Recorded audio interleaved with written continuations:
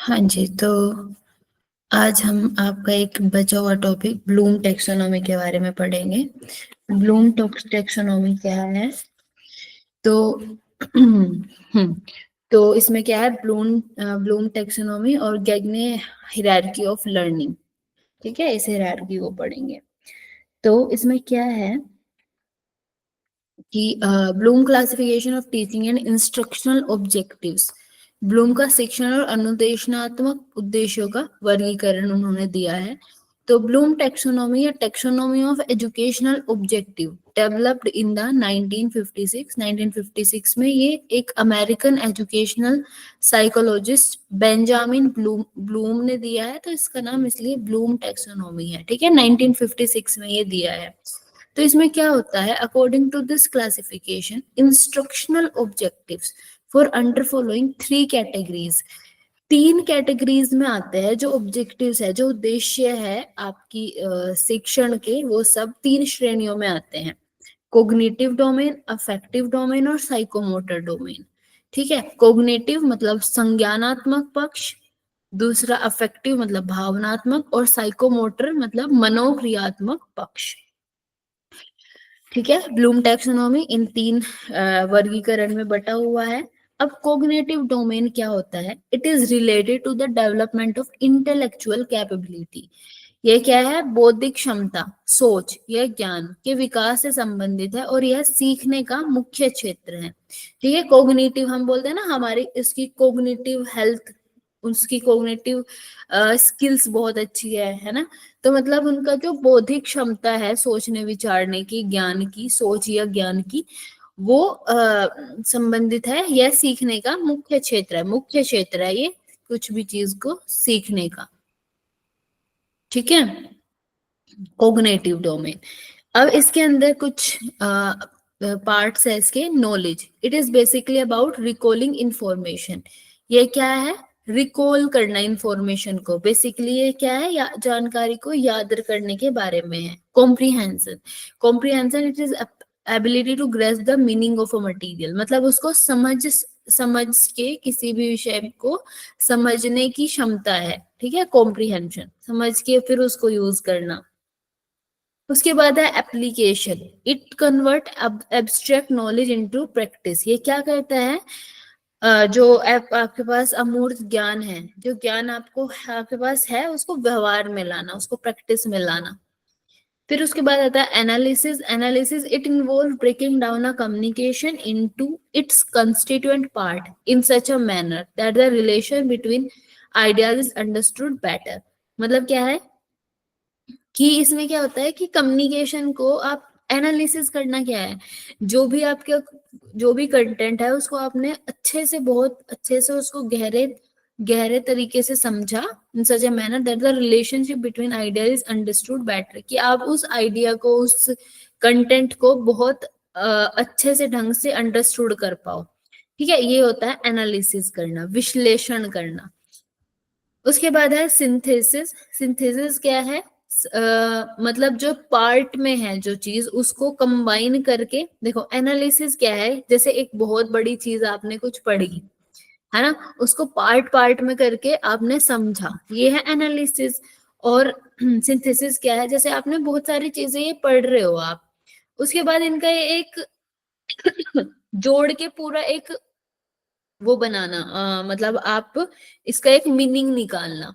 ठीक है, मतलब आपने क्या करा, अभी मैं आपको कोग्निटिव डोमेन ये पढ़ा रही हूँ और उसके बाद कोग्निटिव डोमेन में ये सब पॉइंट्स पढ़ा रही हूँ। तो ये क्या है? एनालिसिस करना, हम किसी कंटेंट का एनालिसिस कर रहे हैं।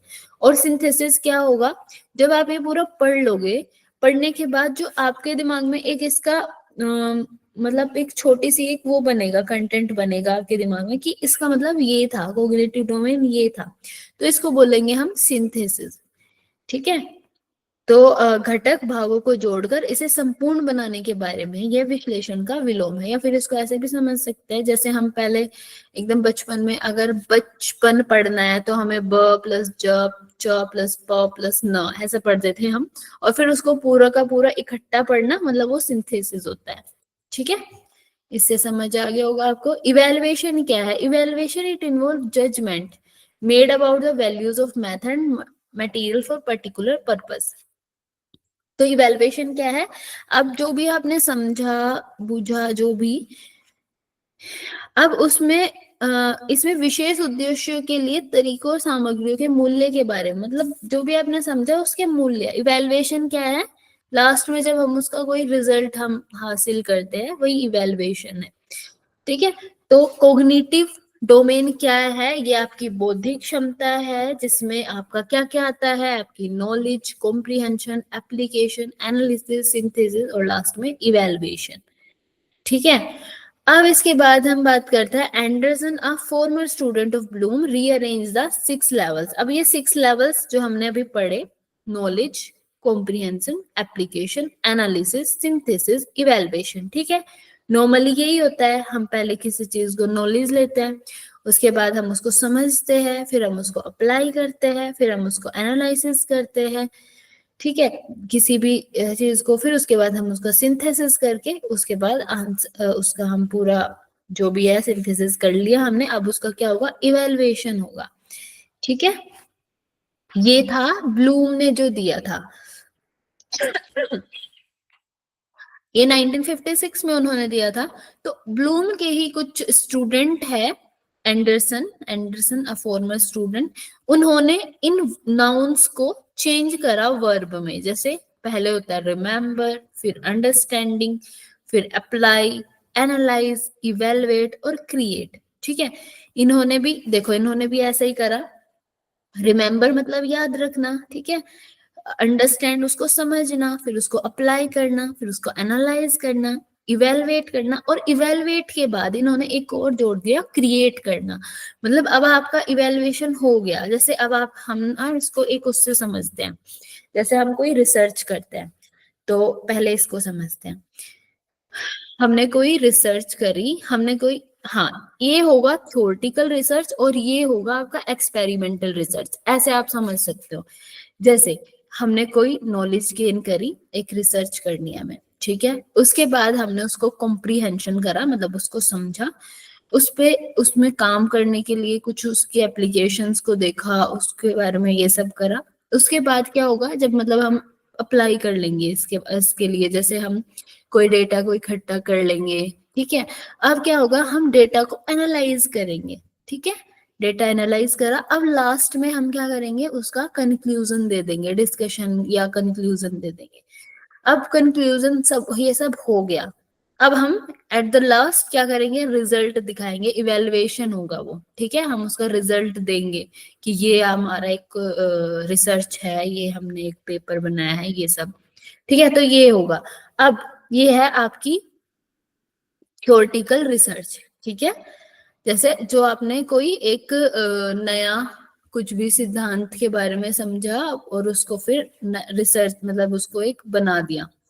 अब यहाँ पे क्या हो रहा है, आपने पहले किसी चीज को समझा, याद करा, जो भी समझ लिया, अप्लाई करा, ठीक है। आपने जैसे मान लो आपने कोई एक्सपेरिमेंटल रिसर्च करी है, तो आप किसी किसी पेशेंट पे काम कर रहे हो, ठीक है, योग का इफेक्ट देख रहे हो, तो उन्होंने आपने उन पे अप्लाई करा। अप्लाई करने के बाद आपने उनको क्लासेस दे दी उतनी, उसके बाद क्या होगा, एनालाइज करोगे आप उस डेटा को, डेटा को एनालाइज करा। अब क्या होगा, इवेलुएट भी करोगे आप उसको, मतलब जो भी डेटा है, अब उसका इवेलुएशन होगा, आपने कैसा क्या हुआ, कितना फर्क पड़ा किसी को, वो सब देखोगे।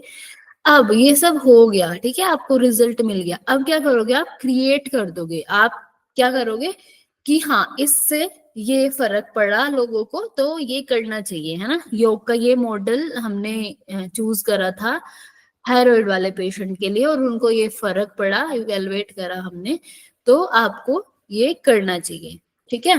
तो ये क्या है आपका, दोनों थोड़े थोड़े से डिफरेंट है, बट है सेम ही चीज है। तो ये आपको याद रखना है ना, ये बहुत बार आ जाता है। समझ में आया ये? Hello hello. Yes ma'am. हाँ जी, ठीक है, इनको याद रखना, इन सेम वर्ड्स को याद कर लेना कि इसके बाद क्या आता है। उसके बाद आता है अफेक्टिव डोमेन, भावनात्मक पक्ष। तो ये क्या है, Affective domain deals with attitude, motivation, willingness to participate. ये आपकी क्या बोलते हैं उसको,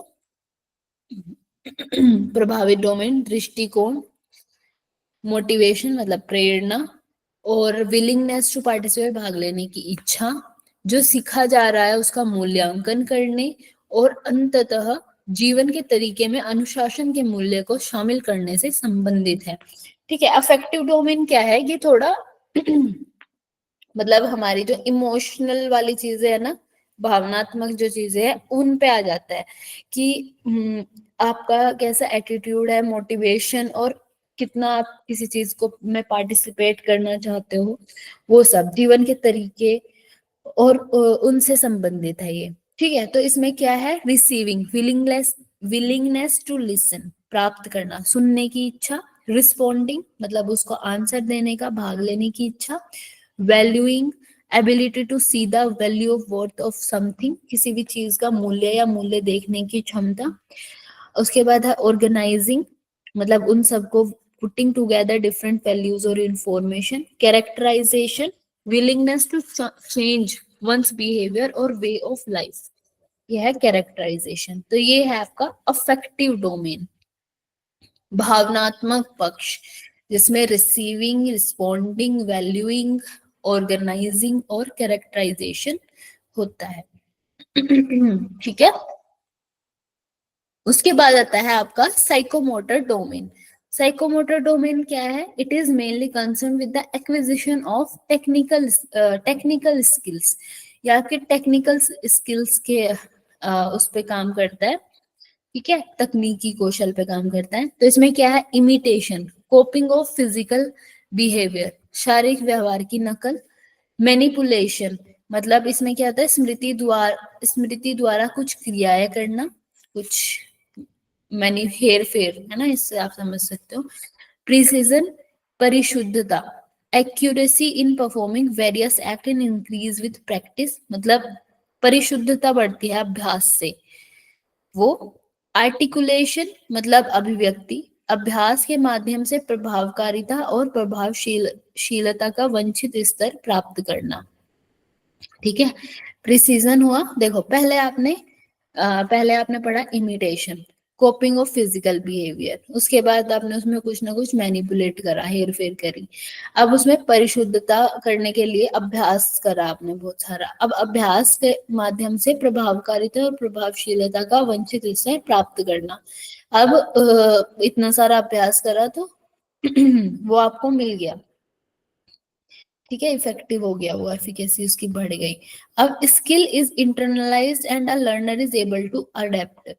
नेचुरलाइजेशन, कौशल को आंतरिक बनाया जाता है और एक शिक्षार्थी अनुकूलन करने में सक्षम होता है। तो क्या, कि जो कौशल है वो कौशल को आंतरिक बनाया जाता है और शिक्षार्थी अनुकूलन करने में सक्षम होता है, मतलब जो शिक्षार्थी है वो उसको अडेप्ट कर लेता है, उसी कौशल को, उसी स्किल को। ठीक है, तो ये है आपका साइकोमोटर डोमेन।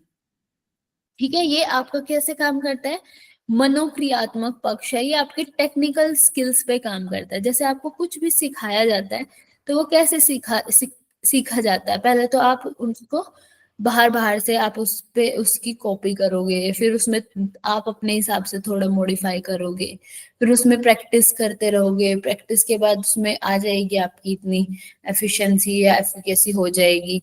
फिर उसके बाद क्या है लास्ट में, कि वो आपके नेचुरल आपका खुद का एक हिस्सा बन जाएगा। ठीक है, तो ये है आपका साइकोमोटर डोमेन। हमने 3 डोमेन पढ़े, कोग्निटिव डोमेन, उसके बाद कोग्निटिव डोमेन, उसके बाद अफेक्टिव डोमेन और साइकोमोटर डोमेन।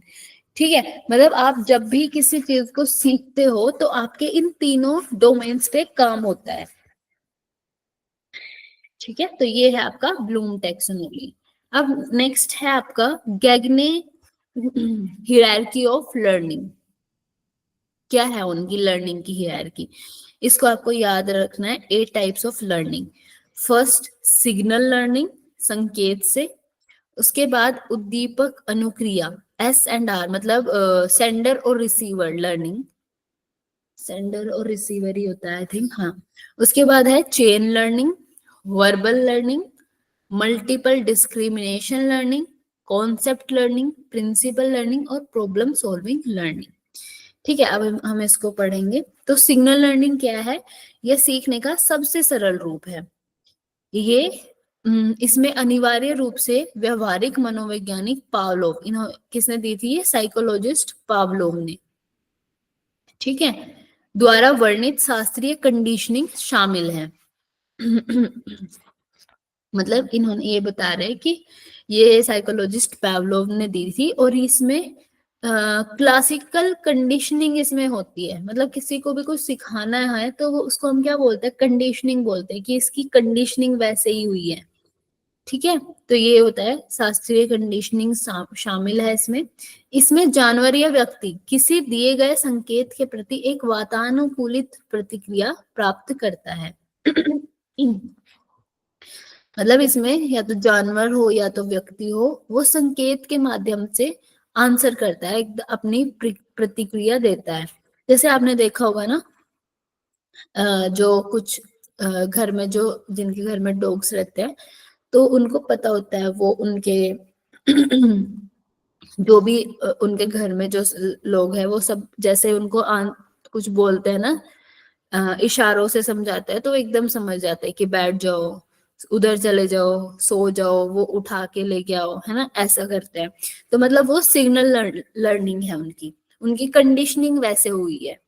ठीक है, तो वो वैसे ही काम करेंगे। जैसे कोई आएगा, गेट पे कोई आएगा तो वो बात करना शुरू कर देंगे, या फिर अपने घर का कोई आएगा तो वो आराम से बैठ जाएंगे जाके। ठीक है, तो ये है सिग्नल लर्निंग। तो when there is a red signal in road, people stop their vehicle। तो ये हमें हमारी कंडीशनिंग वैसे हुई है कि अगर कहीं रेड सिग्नल दिखेगा तो हम वहां पर रुक जाएंगे, वाहन को रोक देंगे। ठीक है, तो here the signal is red light, condition responses people stop. तो क्या है कि सिग्नल क्या है यहाँ पे? रेड लाइट है, और जो कंडीशनिंग हुई है रिस्पॉन्स उसका क्या है कि पीपल स्टॉप हो जाते हैं, रुक जाते हैं लोग वहीं पे। उसके बाद है आपका स्टिमुलस रिस्पॉन्स लर्निंग। स्टिमुलस के बाद आपको आप रिस्पॉन्स करो। तो ये किसने दिया था? ये स्किनर ने दिया। ठीक है, ये स्किनर ने दिया। ये इसे ओपरेंट ओपरेंट कंडीशनिंग के रूप में भी माना जाता है। इसे मूल रूप से स्किनर द्वारा विकसित किया गया था। ठीक है, ये स्किनर ने दी थी, उनके द्वारा विकसित की गई थी। उत्तेजना प्रतिक्रिया सीखना किसी उत्तेजना के प्रति प्रतिक्रिया प्राप्त करने के बारे में है। इसमें क्या है? किसी कोई स्टिमुलस दिया गया, उसके प्रति आप कैसी प्रतिक्रिया या रिस्पॉन्स दे रहे हो, उसको हम बोलते हैं स्टिमुलस रिस्पॉन्स लर्निंग। अब इसके एग्जाम्पल क्या है? When a teacher instruct the student to raise their hand, the student immediately raise their hand. जब एक शिक्षक छात्र को हाथ ऊपर उठाने को निर्देश देता है तो वो हाथ ऊपर उठा देते हैं। यहाँ उत्तेजना है, शिक्षक छात्रों को निर्देश दे रहा है, और प्रतिक्रिया है छात्र अपने हाथ उठा रहे हैं। ठीक है, उनको ऐसे सिखाया गया है कि अगर मैं आपको ये निर्देश देता हूँ तो आपको हाथ उठाना है। तो ये स्टिमुलस रिस्पॉन्स लर्निंग। ठीक है, अब उसके बाद आता है आपका चेनिंग। चेनिंग क्या है? दो या दो से अधिक इस प्रकार की सीख, दो या दो से अधिक पहले से सीखे गए प्रोत्साहन प्रतिक्रिया बंधनों को एक जुड़े अनुक्रम में जोड़ने की क्षमता है। ठीक है, मतलब ये हम जैसे किसी एक दो चीज को हमने पहले से देखा हुआ है, तो उसी उसी क्रम से हम तीसरी चीज को भी देखेंगे। देखो इसका एग्जाम्पल देखो। जब एक बच्चा एक गुड़िया को देखता है तो वह पहले उसे एक बच्चे के रूप में प्रस्तुत करता है। वह गुड़ियों को कपड़े पहनाता है, गुड़ियों का श्रृंगार करता है, फिर गुड़िया को खिलाता है। तो यहाँ क्या है? बच्चा नहलाने, खिलाने और गुड़ियों की देखभाल करने की जैसी गतिविधियों से जुड़ता है। यह देखता है कि बुजुर्ग बच्चों की देखभाल कैसे करता है, और जब वह गुड़िया को देखती है तो उसे फिर से बनाती है। मतलब क्या है कि ये चेनिंग है। इसमें क्या है कि हम देखते हैं, जब हम जो एकदम छोटे होते हैं, हम अपने पेरेंट्स को या सब मतलब हर किसी बड़े को हम ऐसा देखते हैं कि वो लोग हमारे साथ कैसा बिहेवियर कर रहे हैं, या फिर हमारा कोई छोटा बहन भाई है उसके साथ कैसा बिहेव कर रहे हैं, है ना, उसको नहलाना खिलाना वो सब कर रहे हैं। तो जो बच्चा है वो भी एक एक डोल को लेके आती है, कोई लड़की कोई लड़का जो भी, तो वो क्या करता है, वो उनको बिल्कुल बच्चे की तरह रखता है ना, वैसे ही उनको नहलाना ऐसे, मतलब आपने देखा होगा, ये तो हमेशा हर जगह ऐसे ही होता है कि उनको नहलाना खिलाना। फिर वो गुड्डे गुड्डी का खेल खेलते हैं, है ना, तो उसमें सब कुछ, फिर कई शादी करते हैं, कई उनको नए नए कपड़े दिलाते हैं, है ना। तो ये सब, ये क्या है, चेनिंग, मतलब हम जब ऐसी चीजों से सीखते हैं इसको हम बोलते हैं चेनिंग। ठीक है, हमने वैसा कुछ कुछ देखा और वैसा देखने के बाद हमें मतलब हमने भी ऐसा ही किसी डोल के साथ करना शुरू करा। ठीक है, तो ये है आपका चेनिंग। फिर है वर्बल एसोसिएशन। वर्बल एसोसिएशन क्या है, मौखिक संगति। This is form of chaining in which the links between the items being connected are verbal in nature। अब इसमें क्या होगा, ये भी चेनिंग के जैसा ही है, लेकिन इसमें मौखिक मौखिक प्रकृति के होते हैं, मतलब इसमें मौखिक रूप से कुछ बोला जाएगा, वर्बली होगा। ठीक है, तो इसमें verbal association is one of the key process in the development of language skills. तो भाषा कौशल के विकास में मौखिक जुड़ाव प्रमुख प्रक्रियाओं में से एक है। ठीक है, ये मौखिक जुड़ाव के बारे में है, इसके एग्जाम्पल से आपको समझ आएगा। यह सीखना एक प्रकार की श्रृंखला है, लेकिन कड़ियां मौखिक इकाइयां हैं। जैसे when a child name an object ball, it also says round ball, ball and white, black and white ball. जब कोई बच्चा किसी वस्तु का नाम गेंद रखता है तो वह गोल गेंद, काली और सफेद गेंद भी कहता है। ठीक है, here child associate the word ball with its shape colour. यहाँ बच्चा गेंद शब्द को उसके आकार रंग से जोड़ता है, मतलब बच्चे को बॉल क्या लगती है, जो भी चीज गोल है ना, या फिर उसके कलर से जोड़ता है, तो उसको हम बोलते हैं वर्बल एसोसिएशन। मतलब आपने जो वो बच्चा है उन्होंने कैसे सीखा है कि अगर उनको ऐसा लगेगा कोई कोई कोई फ्रूट या कुछ ऐसा भी होगा ना, तो उनको वो भी बोल लगेगी, है ना। आपने देखा होगा जैसे जैसे हम मतलब हमने किसी को बच्चे को बोल दिखाई, तो उसको ना फिर सारी सब्जियां जैसे आलू, जैसे ऑरेंज, जैसे गुआवा, वो सब भी उनको राउंड है वो सब, तो उनको वो ऐसा लगेगा कि ये भी बॉल है ना, बॉल बॉल करेगा वो बच्चा, उसको भी ऐसे ही फेंक के खेलेगा। ठीक है, तो ये क्या है, वर्बल एसोसिएशन, मतलब जिस चीज को हम जैसे बोलते हैं फिर उसी चीज से बच्चे जो है उसको पहचानते हैं, उसकी शेप से, उसके कलर से, तो उसको हम बोलते हैं वर्बल एसोसिएशन। ठीक है, नेक्स्ट है आपका डिस्क्रिमिनेशन लर्निंग, विभेदन अधिगम। इसमें समान उत्तेजनाओं की एक श्रृंखला के उचित प्रतिक्रिया करने की क्षमता विकसित करना शामिल है। इसमें समान उत्तेजना मतलब सेम जैसी जो चीज है उनमें शामिल है जो व्यवस्थित तरीके से भिन्न होती है। जैसे कि इसका एग्जाम्पल देखते हैं, उससे ही समझ आएगा ज्यादा। तो इसमें किसी वस्तु को उसके रंग, आकार आदि के आधार पर अलग करने की क्षमता का विकास शामिल है। जैसे सड़क पर बहुत सारी कारें देखने पर कारों को उनके नामों से अलग करना। यहाँ ये सभी कारें हैं, उन्हें अलग करने की क्षमता, भेदभाव सीखना है। अब जैसे अब यहाँ पे ये क्या कर रहा था, हर एक चीज को बोल ही बोल रहे थे बच्चे। अब इसमें क्या होगा, डिस्क्रिमिनेशन। अब इनको सिखाया जाएगा, नेक्स्ट लेवल है ये, कि कलर्स और शेप के हिसाब से उनको सिखाया जाएगा कि नहीं ये चीज ये है। जैसे कि कार है, सारी कार्स है, वो सब कार है ना, हमें ये पता है, लेकिन उनके उतने सारे अलग अलग ब्रांड्स होती है ना। तो वो जब सीखते हैं उसको हम बोलते हैं डिस्क्रिमिनेशन लर्निंग। ठीक है, कि वो ये कार है, वो कार है। ठीक है, उसको हम बोलते हैं डिस्क्रिमिनेशन लर्निंग। ठीक है, ये हुआ। उसके बाद आता है आपका कॉन्सेप्ट लर्निंग। नेक्स्ट लेवल इसमें क्या है, किसी अवधारणा को सीखने में हम विशिष्ट तरंग तरंग दैर्ध्य या विशेष तीव्रता जैसे ठोस भौतिक गुणों के विपरीत रंग, आकार, स्थिति और संख्या जैसी अमूर्त विशेषताओं के संदर्भ में उत्तेजनाओं पर प्रतिक्रिया करते हैं। जैसे एग्जाम्पल इसका क्या है, कार चलाते समय व्यक्ति को क्लच गियर से शुरुआत करनी चाहिए और फिर धीरे धीरे क्लच छोड़ना चाहिए और एक्सीलरेटर को ऊपर उठाना चाहिए। तो यहाँ क्या है, सामान्य अवधारणा यह सीखी जा रही है कि क्लच गियर से शुरुआत करे और फिर धीरे धीरे क्लच छोड़े और एक्सेलरेट बढ़ाए। मतलब इसमें फिर उस कॉन्सेप्ट की लर्निंग हो रही है ना, कैसे कार चलानी है, और उसमें मतलब सब कुछ सिखाया जा रहा है। और जैसे अभी तक तो हमें क्या सिखाया जा रहा था, धीरे धीरे कुछ वर्ड्स से, फिर कुछ चीजों को दिखा के, है ना।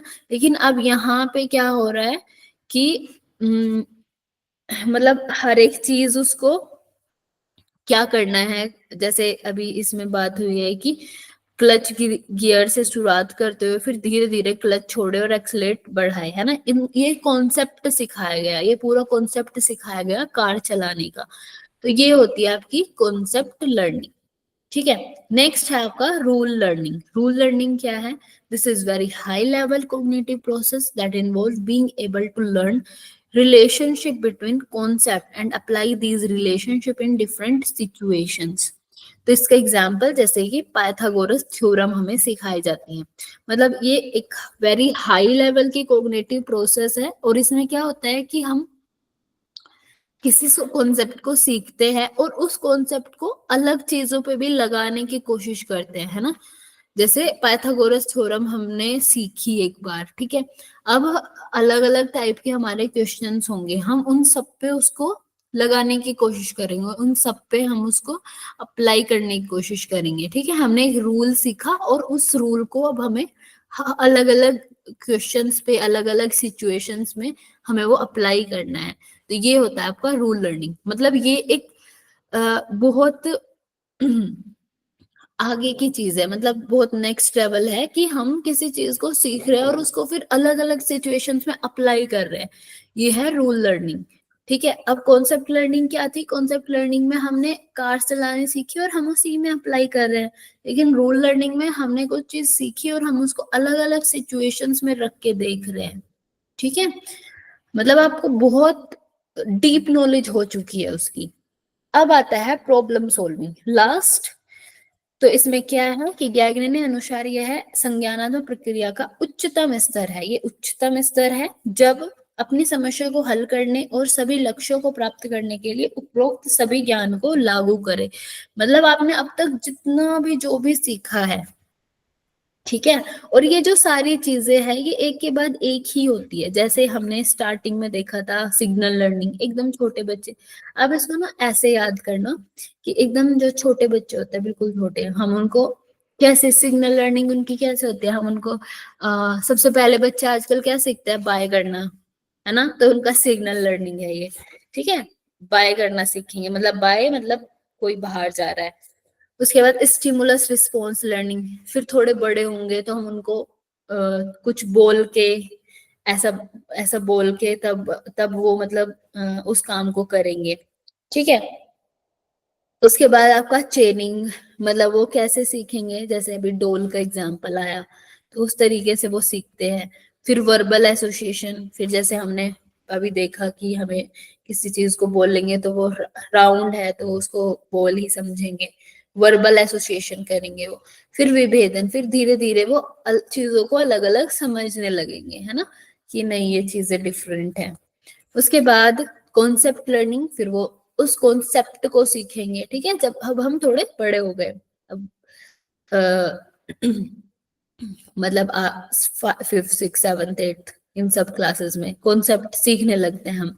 फिर रूल लर्निंग, फिर अब हम टेंथ तक, मेरे हिसाब से टेंथ में ही आती है ये पाइथागोरस थ्योरम, है ना। तो मतलब ऐसी ही कुछ थ्योरम हमें सिखा देंगे और हम उसको सिचुएशंस में अप्लाई करेंगे। फिर लास्ट में आता है प्रॉब्लम सॉल्विंग। अब हम थोड़े और बड़े हो गए तो अब क्या होगा, हम समस्याएं हमें दी जाएंगी और हमें जो भी हमने आज तक सीखा है उन सबको हम रखेंगे, उन सब के हिसाब से हम उस प्रॉब्लम को सॉल्व करेंगे। तो ये हुआ आपका गैगनेज हायरार्की। ठीक है, ये याद रखनी है, ये आपको याद रखना है। और इससे पहले हमने कोग्निटिव ये सब पढ़ा, ब्लूम टैक्सोनॉमी, ये आपने याद रखनी है। ठीक है, इसमें कोई दिक्कत है यहाँ तक? मैम जो बीच में हमने स्किनर का पढ़ा था, तो हाँ वो जी, जैगनेस में आएगा या तो वो अलग से है? क्या बोल रहे हो आप, कौन सा? मैम जो अभी हमने एक स्किनर के बारे में पढ़ा था ना, कि उन्होंने भी दिया था ये उत्तेजना वाला, हाई अच्छा, वाला, हम्म। तो ये गैगनेस में आएगा या ऐसे अलग से लेंगे? नहीं, ये सब, ये पूरे टोटल मिला के गैगने के हैं, है ना। ये गैगने की हिरारकी है लर्निंग की। अब लेकिन जो ये सिग्नल लर्निंग है, जैसे ये पेवलोव ने दी है, फिर जो ये S&R लर्निंग है, ये स्किनर ने दी है, ये आपने पढ़ी होगी साइकोलॉजी में। तो इन सब को ही मिला के फिर ये गैगने ने एक अपनी पूरी थ्योरी बना दी, ये पूरी उन्होंने अपनी एक हिरारकी बना दी। ठीक है, लेकिन अगर ऐसा आता है क्वेश्चन कि सिग्नल लर्निंग किसने दी, तो ये आप मतलब उसमें होंगे सारे अलग अलग ऑप्शन, ऑप्शंस के हिसाब से इसका आप आंसर करोगे। कभी गैगने सिर्फ मिलेगा आपको, या कभी आपको पेवलोव भी मिला तो फिर आप पेवलोव इसका आंसर करोगे, है ना। Okay ma'am. हाँ जी, तो इसमें अभी तक किसी को कोई भी इश्यू, कोई भी प्रॉब्लम पूछ लो अगर है तो। विजय जी, ज्योति जी, सौरभ जी, नहीं मैम। समझ में आया है कि इतना? हाँ मैम, जी ये मैम। करना पड़ेगा, ये स्टेप्स चलिए, वगैरह। हाँ, इनको थोड़ा सा याद करना पड़ेगा आपको बस।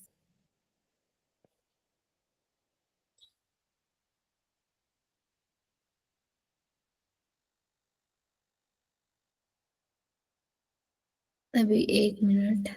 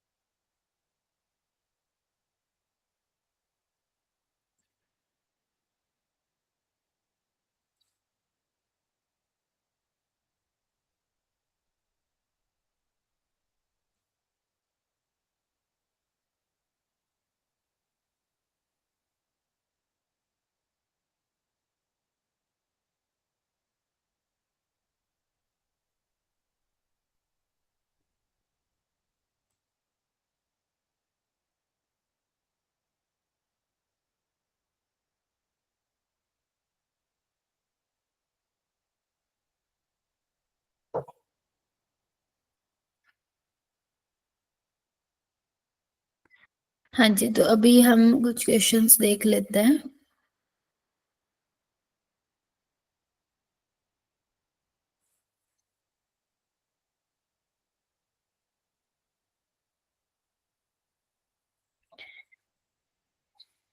हाँ, तो आप ये क्वेश्चन देख पा रहे हो? हाँ मैम। अभी आप अपना माइक ऑन कर लो। तो teaching differs from training and conditioning in so far as it promotes. शिक्षण, प्रशिक्षण और कंडीशनिंग से अलग है क्योंकि यह बढ़ावा देता है किसको? Critical thinking. मैम सेकंड होगा इसमें, क्रिटिकल थिंकिंग होगा। ओके, ठीक है, सौरभ जी बताएंगे आपको ऐसा क्यों लगा? मैम क्योंकि जो टीचर होता है वो बच्चों के मतलब जो बच्चे होते हैं सामने में, तो उन लोगों को मैम सोचने जो क्रिटिकली करते हैं कि मतलब जो पढ़ाए हैं उसके अनुसार वो क्रिटिकल, मतलब काफी गहराई तक जाके सोच। आपकी आवाज बहुत ठीक है, आपकी आवाज बहुत कट कट कट के आ रही है सौरभ जी। चलिए ठीक है, वेरी गुड, बहुत बढ़िया, क्रिटिकल थिंकिंग ही है इसका। Next, which of the following factor contribute to school learning are termed as social competence? ऐसा क्या है, ऐसा स्कूली शिक्षा में योगदान करने वाले निम्नलिखित कारकों में से किसे सामाजिक योग्यता कहा जाता है? ABC ma'am. मोटिवेशन, ठीक है, अच्छे से देख लो, सोच लो, उसके बाद आप आंसर करना सारे लोग।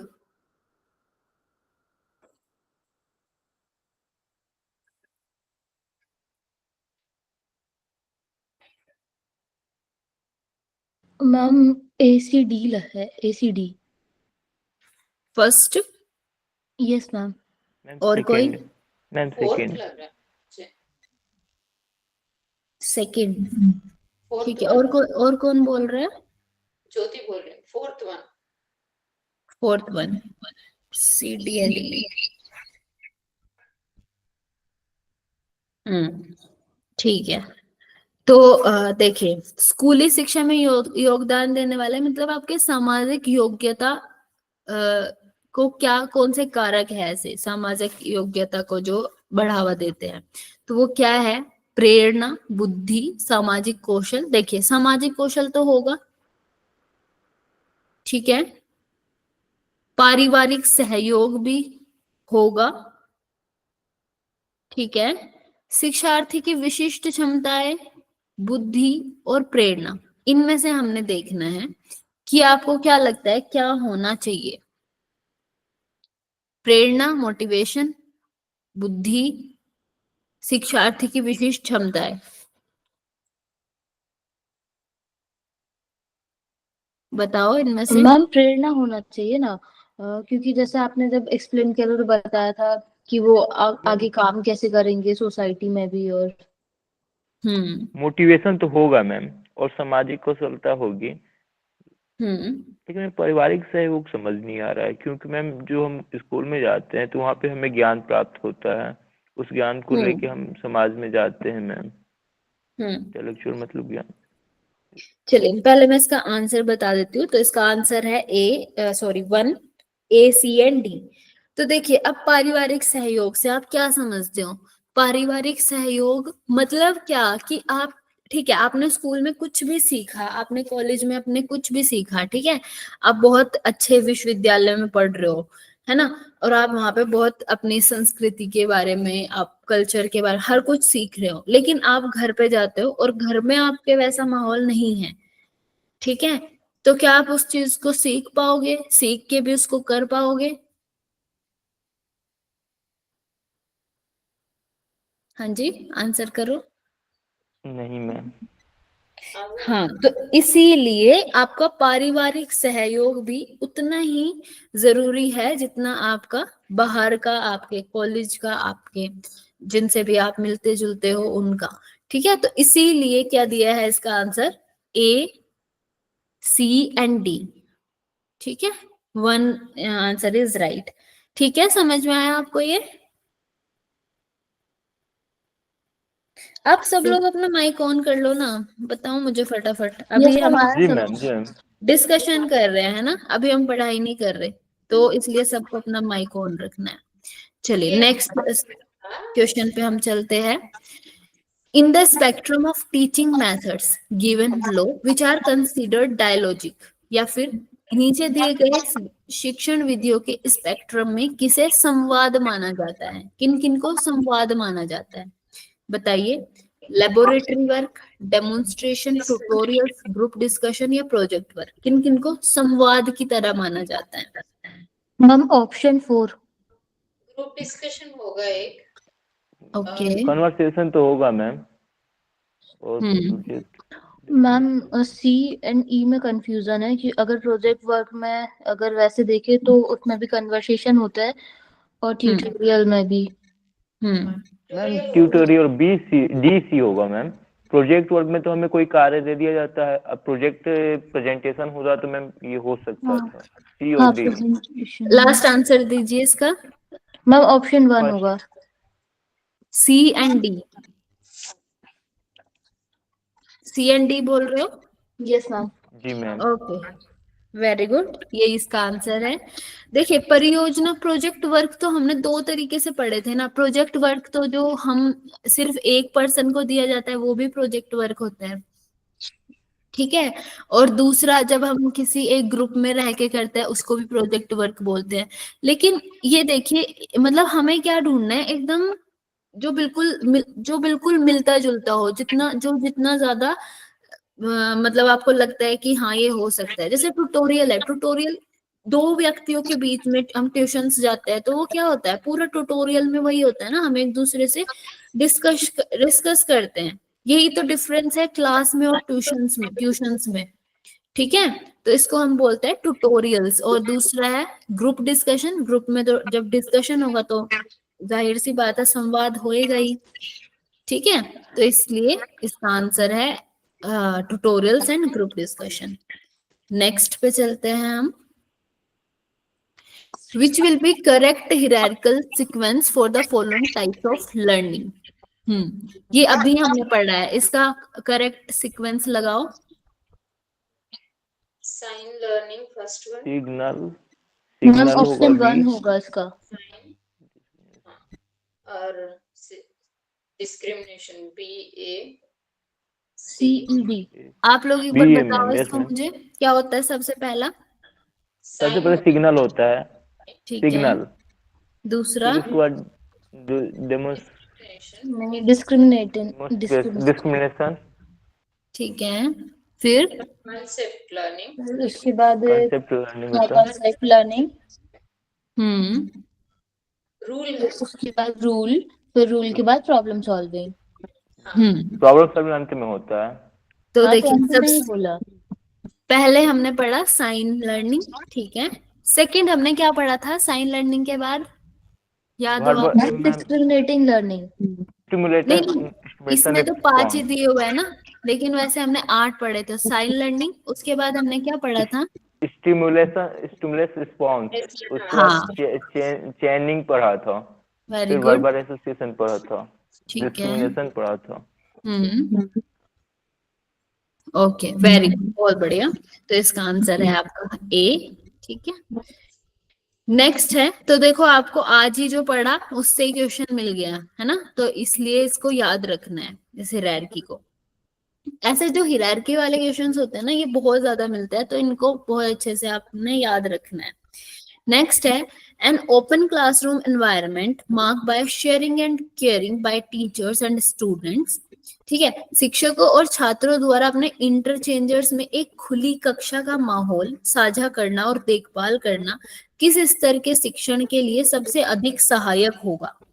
किस स्तर के लिए सबसे सहायक होगा ये? Understanding level ma'am. और मैम किसी का कोई answer? Ma'am option second and third में कंफ्यूजन है। जी मैम, क्योंकि अंडरस्टैंडिंग भी होता है, रिफ्लेक्टिव लेवल भी होता है, क्योंकि reflective level ma'am graduation level का होता है, इसलिए मैम थोड़ा सा कंफ्यूजन लग रहा है। चलिए मैं आंसर देती हूँ इसका। देखिए, इन सब चीजों में ना आपको कंफ्यूज नहीं होना। अब आपने सोचना है कि सबसे ज्यादा इंटरचेंज हम कब कर पाते हैं अपने विचारों को, कब कर पाते हैं? जब हम स्कूल में होते हैं, फिर भी हम रिफ्लेक्टिव लेवल में। रिफ्लेक्टिव लेवल इसका आंसर है।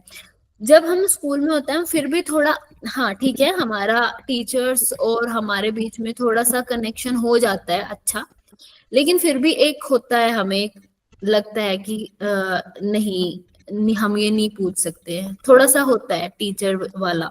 लेकिन जब हम ग्रेजुएशन में आते हैं ना, ग्रेजुएशन में हमें मतलब हमारी और जो टीचर है उनकी बहुत ज्यादा डिफरेंस नहीं होता उनकी एज में, उनके सोचने के तरीके में, और हम काम भी वैसे ही करते हैं, ठीक है। और आप ग्रेजुएशन में, पोस्ट ग्रेजुएशन, तो रिफ्लेक्टिव लेवल एकदम लास्ट वाली स्टेज है ना, तो आपको याद रखना है जो लास्ट वाली स्टेज है उसमें हम ज्यादा इंटरचेंज कर पाएंगे अपनी चीजों को, ठीक है। अब ये ग्रेजुएशन की भी बात नहीं कर रही मैं, जैसे आप मास्टर्स पीएचडी करोगे तब भी रिफ्लेक्टिव लेवल पे ही आप काम करोगे, ठीक है। तो इसका आंसर है आपका रिफ्लेक्टिव लेवल, ठीक है।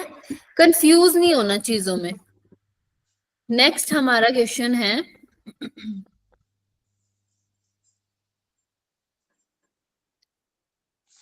चलिए, which of the characteristic in classroom teaching behavior as given below will be classified as a part of formative assessment? formative assessment की तरह प्रारंभिक आकलन के एक रूप में वर्गीकृत किया जाएगा। इन सब में से आप आंसर करो इसका।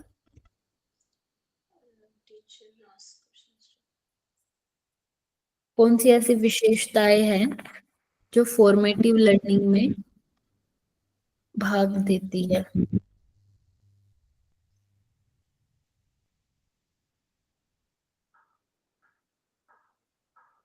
किस तरह की क्वेश्चनिंग होती है उसमें? फर्स्ट वन तो होगी ma'am, teacher ask questions to elicit classroom. A होगा।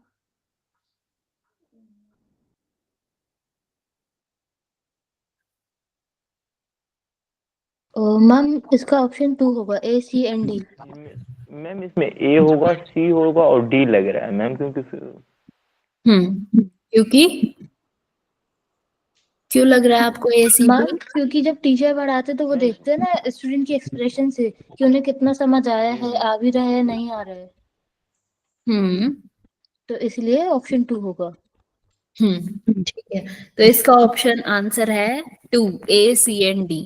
मतलब शिक्षक क्या क्या देखते हैं, क्या क्या विशेषताएं होती है फॉर्मेटिव असेसमेंट की? शिक्षक छात्रों से एलिसिट वर्गीकरण का प्रश्न पूछते हैं, ठीक है, उनसे प्रश्न पूछते हैं।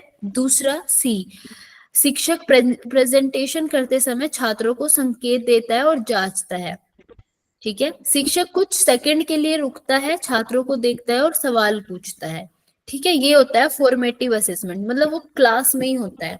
अब इसमें जो हमने हटाए है उसको देखते हैं। शिक्षक छात्रों द्वारा प्राप्त की गई महारत के स्तर को निर्दिष्ट करता है। अब यहाँ पे फॉर्मेटिव में उनको उनकी महारत के बारे में कुछ पता ही नहीं चलता, तो वो कैसे कर सकता है निर्दिष्ट उस टाइम। और दूसरा, शिक्षक प्रदर्शन मानदंडों और दिए गए निर्णय मूल्यों को इंगित करता है, तो उस टाइम हम ऐसे कोई जजमेंटल तरीके से भी काम नहीं कर सकते। फॉर्मेटिव असेसमेंट से आप लोग क्या समझते हो, बताओ कोई? हाँ जी, फॉर्मेटिव असेसमेंट मतलब? मैम ये प्राइमरी बोल सकते हैं ना कि स्टार्टिंग में हम स्टूडेंट को समझना, उन्हें उनका अंडरस्टैंडिंग लेवल चेक करना।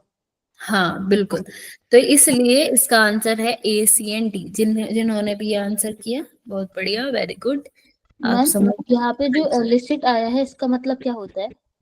किसका एलिसिट मतलब कौन बता रहा है? फॉर्मेटिव असेसमेंट मतलब ड्यूरिंग द कोर्स होता है ना, कि कितना अंडरस्टैंडिंग लेवल हुआ वो चेक करने के लिए। आपकी आवाज नहीं आ रही मैम। इलास्टिक मतलब मैम वो आस्था चेक करता है कि मतलब कितने कितने छात्रों ने मेरी बातों को अच्छे से समझा। इलास्टिक क्लासिफिकेशन यही होगा। एलिसिट, हाँ एलिसिट, अच्छा एलिसिट पूछ रहे हो?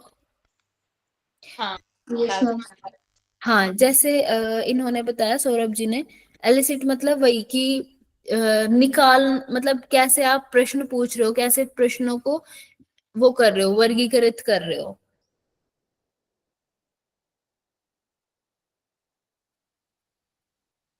ठीक है। Yes ma'am. ये ज्योति जी, आपकी आवाज नहीं आ रही, आप कुछ बोल रहे हो ना? मैं बोल रही थी फॉर्मेटिव असेसमेंट ये ड्यूरिंग द कोर्स होता है ना, summative after the completion of course, ये वाला है ना। अच्छा, हाँ जी हाँ जी हाँ जी, ठीक है।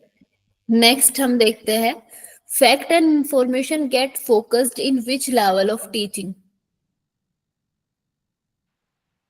तथ्य और Reflective जानकारी level किस में। स्तर के शिक्षण में केंद्रित है? मैम किसमें? ऑप्शन 2। किसमें? रिफ्लेक्टिव लेवल में फैक्ट्स और इंफॉर्मेशन हम इसी स्तर पे जो है से जानते हैं। Third one. सब लोग अपना आंसर करो। लवी जी? हाँ मैम ऑप्शन 2। मेमोरी में आएगा, मेमोरी में आएगा। कौन बोल रहे हो? विजय जी? जी मैम। जी, मेमोरी। ठीक है। सौरभ जी आपने क्या बताया? रिफ्लेक्टिव लेवल, क्योंकि इसी में फैक्ट्स को इंफॉर्मेशन को चेक करते हैं। अंडरस्टैंडिंग में तो हम समझ लेते हैं टीचर की बातों को। मेमोरी लेवल सबसे बेसिक लेवल होता है। चलिए मैं अब इसका आंसर कर देती हूँ। इसका आंसर है जो विजय जी ने बताया, मेमोरी लेवल। देखिए अब इसमें आप वापस कैसे कंफ्यूज हो सकते हो? इसमें फैक्ट्स और इंफॉर्मेशन गेट फोकस्ड, इसमें हम किसी भी कॉन्सेप्ट को समझने, अंडरस्टैंडिंग बनाने में काम नहीं कर रहे, है ना। फैक्ट एंड इंफॉर्मेशन हम क्या करते हैं एक मेमोरी लेवल में? हम कोई भी इंफॉर्मेशन है बस हम उसको उस पर फोकस करते हैं और उसी को रटते हैं, है ना, उसी को याद रखते हैं। तो ये आएगा मेमोरी लेवल में। समझिए इस चीज को। Facts and information get focused, just हमने इंफॉर्मेशन और तथ्यों को जाना, उन पे काम करा, उन पे फोकस करा, उनको याद करा। ठीक है, तो ये है मेमोरी लेवल ऑफ टीचिंग। ठीक है जी मैम, जी मैम। इसमें ये है कि हम बस मैम इसमें यही है ना कि बस हम इस स्तर पे जो है मेमोरी लेवल पे इस चीज को बस हम जानते हैं। हाँ मतलब जी, जो टीचर ने जानते पढ़ाया हैं। उस चीज को बस। हाँ देखो, क्वेश्चन को अच्छे से पढ़ो, ध्यान से पढ़ो। इन्होंने ऐसा नहीं बोला कि हमारी अंडरस्टैंडिंग कब बनती है या हम कब उन चीजों में खुद से प्रॉब्लम को कैसे सोल्व कर सकते हैं, ऐसा नहीं है। इसमें फैक्ट एंड इंफॉर्मेशन को कैसे हम फोकस करते हैं। ये बहुत इजी सा क्वेश्चन है, लेकिन कंफ्यूज नहीं होना इसमें। ध्यान से पहले क्वेश्चंस को पढ़ो, उसके बाद आंसर करो। ठीक है, तो इसका आंसर है मेमोरी लेवल। और लवी जी आपको सेकंड क्यों लग रहा था, ऑटोनोमस डेवलपमेंटल लेवल? मैम वो इसलिए लग रहा था कि खुद से हम जैसे कोई भी चीज पढ़ रहे हैं तो उसके फैक्ट हमें निकल के आएंगे बाहर, फिर हम उनकी देखो एक बात information- बताओ आप मुझे, ऑटोनोमस डेवलपमेंटल लेवल हमने पढ़ा है कहीं? नहीं पढ़ा। नहीं पढ़ा है ना। तो आपको ना ऐसे ही चीजों में फंसाया जाएगा। मतलब आपको, आपने पढ़ा है कि 3 ही लेवल है, तो ये चौथा कहाँ से आया? आपको लगेगा कि हाँ ये मिलता जुलता है, ये बहुत ज्यादा, तो हम इसको आंसर करेंगे। नहीं, ये रोंग है। लेवल हमने 3 ही पढ़े हैं, तो उनमें से ही आंसर होगा इसका कुछ ना कुछ। ठीक है, इस चीज का ध्यान रखना है आपको। Okay ma'am. मैम जैसे मेमोरी लेवल में हमने पढ़ा था कि इसमें तो बच्चों को कुछ पता नहीं होता है, जैसे बहुत छोटे बच्चे रहते हैं, वो स्कूल गए, टीचर ने जो पढ़ाया वो उन्होंने पढ़ लिया, तो फिर ये मतलब फिर ये मेमोरी लेवल कैसे होगा? देखो आपके कब तक चलता है ऐसा? कौन सी क्लास तक ऐसा चलता है कि आप बस जो टीचर ने पढ़ाया वो आप उसको बस उसको याद रखते हो? कब तक होता है ऐसा? क्लास 2-3 तक। यूकेजी तक। 1 तक मैम। क्लास 1 तक बस? यस मैम, 1-2 तक ठीक है। तो उसका धीरे धीरे अंडरस्टैंडिंग लेवल बढ़ने लगते हैं मैम। देखिए आप ना किसी बच्चे के बच्चों को देखना और कोई 5th 6th का बच्चे को पकड़ना, आप उससे पूछना, मतलब उसको आप देखना वो क्या करते हुए मिलेंगे आपको। आंसर्स को याद करते हुए मिलेंगे कि फर्स्ट क्वेश्चन का आंसर ये है दीदी, और आप दीदी या भैया जो भी, और ये मुझे याद करना है, ये मैं आपको याद करके सुनाऊंगी या सुनाऊंगा, है ना। 5th 6th तक के भी बच्चे ऐसे ही करते हैं। उनको भी जो फैक्ट्स और इंफॉर्मेशन है उनको सिर्फ याद करना होता है ना। उनको और कुछ चीजें नहीं पता होती कि हम ये क्यों पढ़ रहे हैं। ठीक है, या फिर आप देखना जैसे उनकी जनरल नॉलेज की बुक आप देखना, तो उसमें बहुत सारे क्वेश्चंस होंगे, बहुत सारे आंसर्स होंगे। उनकी उनकी कोई अंडरस्टैंडिंग नहीं होगी, लेकिन उनको पता होगा कि हमारा नेशनल एंथम क्या है है ना, नेशनल सॉन्ग क्या है हमारा। तो ये उनको आंसर, अगर आप उनसे ऐसे पूछोगे ना, आप खुद ऐसे ही पूछ लोगे चलते हुए, तो उनको नहीं याद होगा। लेकिन अगर आप उस बुक में से उनको याद करवा के और तब आप उनको पूछोगे पर्टिकुलर कि मैं आपसे ये चैप्टर पूछूंगा, तो वो आपको आंसर करेंगे उसका। ठीक है, देखा होगा आपने, या फिर आज ही आप देखना किसी 5th 6th के क्लास के बच्चे को, क्या मुझे ये चीज जी मैम, सुनाओ, जी मैम। है ना। मैंने पढ़ाया है छोटे छोटे बच्चे, तो इसलिए मुझे पता है उनका। ठीक है, तो ये मेमोरी लेवल इसलिए होगा। लवी जी, आपको समझ में आया? Yes ma'am. पक्का ना? हाँ मैम, आ गया। ठीक है, चलिए नेक्स्ट हम चलते हैं फिर।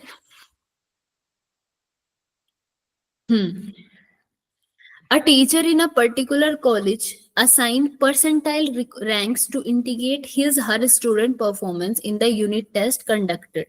What type of assessment procedure will it be called? इसको बताइए। फॉर्मेटिव होगा मैम। हाँ जी, फॉर्मेटिव होगा। थर्ड वन यूनिट देखो टेस्ट। अच्छे से पढ़ो पहले फॉर्मेटिव क्वेश्चन। होगा। कोई भी जल्दी नहीं है, आपको जल्दी आंसर करना है, कुछ भी नहीं है ऐसा। जल्दी से आराम से पढ़ो, आंसर करो। मैम समेटिव होगा, योग्यता के आधार पे जो है। अभी भी बोल रहे हो सौरभ जी, ध्यान से पढ़ो इसको। मैम नॉर्म में आएगा ये, नॉर्म रेफरेंस्ड। और कोई? विजय जी, ज्योति जी, सौरभ जी, ध्यान से पढ़ा हो तो बताओ। नॉर्म्स होगा। नॉर्म हो गया अभी। मैम रेफरेंस होगा। मैम 2 और 4 में मुझे कंफ्यूजन है मैम। मैम फॉर्मेटिव होगा। योग्यता टेस्ट होगा मैम, परसेंटाइल रैंक है। चलिए ठीक, क्या बोल रहे हो आप ज्योति जी? परसेंटाइल रैंक है तो फिर रेफरेंस होगा। ओके, चलिए मैं इसका अब सही आंसर कर देती हूँ। तो नोम रेफरेंस इसका आंसर है। अब इसको हमें समझाएंगी लवी जी। लवी जी, सौरभ जी को बताओ इनको क्यों कंफ्यूजन हो रहा है इसमें। नॉर्म रेफरेंस इसलिए होगा जैसे इसमें दिया हुआ है एक तो कि परसेंटाइल निकालते हैं। और क्या लिखा है, एक विशेष कॉलेज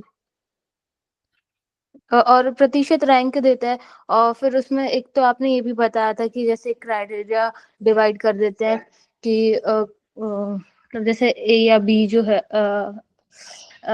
मैम वो बता नहीं पा रहे, जैसे अगर किसी को ग्रेड दे दिया, ग्रेडिंग सिस्टम, ये सब आपने बताया था।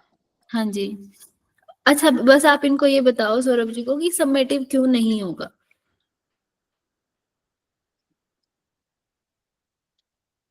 इन्होंने बोला सबमिटिव में तो वो हो गया ना कि हमने किसी को कोई काम दे दिया, प्रोजेक्ट वर्क जैसे दे दिया या तो असाइनमेंट दे दिया, फिर उसके बाद फिर हम उस बेस पे उन्हें चेक करेंगे कि उन्होंने क्या काम किया है। ये यूनिट टेस्ट है ना मैडम, इसलिए समेटिव इसलिए नहीं। सबमिटिव नहीं होगा। आप क्या बोल रहे हो जी? यूनिट टेस्ट है ना, यूनिट टेस्ट समेटिव नहीं होगा, समेटिव फाइनल टेस्ट होगा। हाँ अच्छा, चलिए मैं अब इसको समझा देती हूँ। सौरभ जी ध्यान से देखो, इसमें इन्होंने बहुत अच्छा आपको साइन दिया है कि इसका आंसर नॉर्म रेफरेंस है। इन्होंने क्या बोला है यहाँ पे, बहुत बड़े बड़े शब्दों में इन्होंने बोला है percentile rank to indicate his her student performance. ठीक है, अब यहाँ पे इसका कोई मतलब नहीं था। वो सीधा ये बोल सकते थे कि इन्होंने जो भी एग्जाम हुआ उसके ऐसा रिजल्ट दिया, ऐसा बोल सकते थे। और ये बोल रहे हैं कि performance in the unit test. दूसरी बात, यूनिट टेस्ट मतलब जब इन्होंने यूनिट टेस्ट की बात आई, समेटिव कट हुआ। फिर भी आपको लग सकता है फॉर्मेटिव हो सकता है, लेकिन जहां पे बात आई परसेंटाइल की तो वहां पे नोम आएगा, नोम रेफरेंस आएगा। ठीक है, तो आप ना पहले क्वेश्चन को बहुत ध्यान से पढ़ो। मैं बार बार बोल रही हूँ सौरभ जी, आपको बहुत सब कुछ आपने पढ़ा हुआ है, आपने याद है आपको सब कुछ, लेकिन क्वेश्चन को ध्यान से नहीं पढ़ रहे हो। ठीक है, चलो अभी समझ में आया? मैम ग्रेडिंग सिस्टम भी नॉर्म में ही आएगा ना? जी मैम। ग्रेडिंग सिस्टम नॉर्म में आएगा। हाँ जी, चलो नेक्स्ट हम चलते हैं फिर। Identify the correct sequence of cognitive behaviour in the taxonomy of educational objectives. चलिए इसको आप बताइए, अभी पढ़ा है आपने ये तो। फर्स्ट वन नॉलेज होगा मैम। आराम से पहले आप लोग पढ़ लो, उसके बाद मुझे आंसर करो सीधा 1 2 3 4 में से।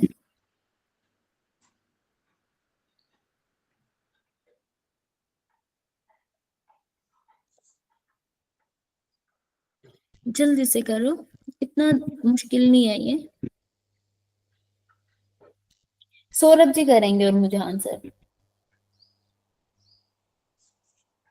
मैम इसमें तो नॉलेज सबसे पहला होगा, ए होगा। फिर ठीक उसके है। बाद मैम फिर उसके बाद एप्लीकेशन होगा मैम, ए बी। फिर सी नंबर अंडरस्टैंडिंग होगा, एनालिसिस होगा और सिंथेसाइज होगा। ऑप्शन फर्स्ट होगा मैम। ऑप्शन सी होगा। सौरभ जी, सौरभ जी जी मैम।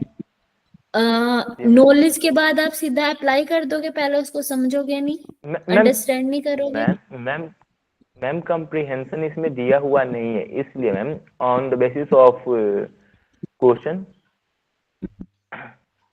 और मैम देखिए ने जो ऑप्शन दिए हुए इस कॉम्प्रिहेंशन, बेसिस पे। अच्छा पूरा सीक्वेंस आप एक बार मुझे बताओ, याद हो तो आपके। Ma'am knowledge, comprehension, application, analysis, synthesis और इवैल्यूएशन, ये मैम आपने हमें बताया था। अच्छा लवी जी आप बताना। मैम वो पूरा तो याद नहीं, लेकिन इसका आंसर ये होगा 3 होगा। सबसे पहले तो हम चीजों को समझते हैं, फिर सबसे पहले हमने ज्ञान लिया, फिर उसको समझा, समझने के बाद उसे अप्लाई किया, और अप्लाई करने के बाद चीजों का एनालिसिस किया। चलिए अभी हम देखते हैं। Saurabh ji, knowledge, knowledge, comprehension, comprehension, application, analysis, analysis और इवैल्यूएशन सिंथेसिस और और इवैल्यूएशन। यही तो बोला था मैम मैंने। अच्छा सुनिए तो सुनिए, अभी हमने क्या बताया था, इनमें क्या डिफरेंस है, इनमें और इनमें क्या डिफरेंस है। कि नाउन फॉर्म में ये दिया है और वर्ब फॉर्म में दिया है एक। यस हाँ मैम। तो ये आपको फंसाने के लिए ही था, इन्होंने ये पूरा ना देके यहाँ पे नॉलेज दिया, उसके बाद अंडरस्टैंड। कॉम्प्रिहेंसिव का मतलब भी वही होता है और अंडरस्टैंड का मतलब भी वही होता है, ठीक है। समझना, कॉम्प्रिहेंशन का मतलब भी समझना है, अंडरस्टैंड का मतलब भी समझना है, ठीक है। देखो सौरभ जी जी, मैम। जी मैम। किसी के भी याद नहीं है अभी ये, ठीक है, मेरे भी याद नहीं है, लवी जी के याद भी नहीं है, और किसी के भी शायद होगा या नहीं भी होगा, लेकिन आपको ये याद है पूरा, समझ रहे हो आप, मतलब आपको सब कुछ याद हो जाता है बहुत जल्दी। लेकिन क्या नहीं हो रहा, अंडरस्टैंडिंग नहीं बना पा रहे आप उसकी, है ना, कि क्वेश्चन कैसे सोल्व करना है। तो आपको मेन आपको मैं बताती हूँ कि आपको क्वेश्चंस देखने हैं कर करके सोल्व, ठीक है। जी आपकी मैम। आपकी कैचिंग पावर बहुत अच्छी है, लेकिन आपने सोल्व करके देखना है, ठीक है। चलो नेक्स्ट पे हम जाते हैं फिर। एक्सक्यूज मी, नेक्स्ट है, हाँ जी। Sorry to interrupt. मुझे डीआई की क्लास लेनी है अभी, तो अगर आपको टाइम ज्यादा लगेगा तो मैं पोस्टपोन करूं क्लास। अच्छा रवि जी, सॉरी सॉरी, वो नहीं, अभी आप बस आराम से खत्म। करवा लीजिए, क्योंकि मैं वैसे भी 9:50 के बाद नहीं पढ़ा पाऊंगा, मेरा दूसरी क्लासेस है। तो अगर आपको पढ़ाना है तो आप आगे पढ़ा सकते हो, मैं फिर अच्छा कल चलिए, पोस्टपोन करूंगा। ठीक है जी, ठीक है, फिर हम कर लेते हैं, आप कल कर लेना। Okay, thank you. ठीक है, थैंक यू।